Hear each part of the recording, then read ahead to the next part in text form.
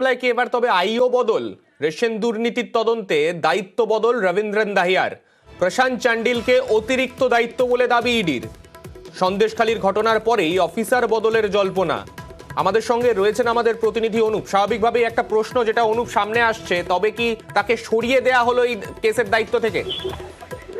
এখন এডির পক্ষ থেকে কিন্তু অফিসিয়ালি তাকে সরিয়ে দেওয়া হলো এমনটা বলা হচ্ছে না, যদিও কিন্তু বাড়তি একজনকে দায়িত্ব দেওয়া হলো এমনটাই কিন্তু অফিসিয়ালি বলা হচ্ছে। তবে সন্দেশখালী যে কাণ্ড, যে সেই কাণ্ডের ঘটনার জেরেই কিন্তু এরকমই সিদ্ধান্ত এমনটাই উঠে আসে।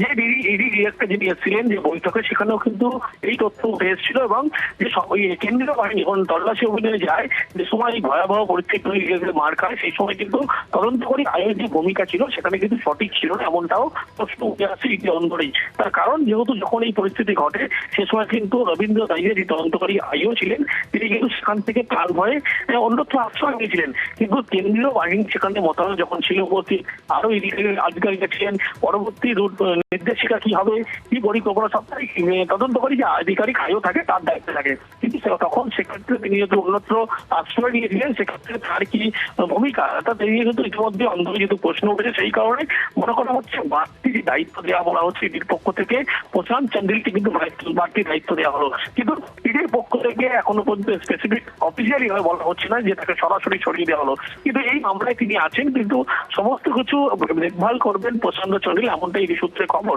যদিও সরকারি ভাবে এই নির্দেশিকা কিন্তু স্পষ্টভাবে কাউকে জানানো হয়নি, এমনটাই ইডির পক্ষ থেকে বলা হচ্ছে। ধন্যবাদ অনুপ।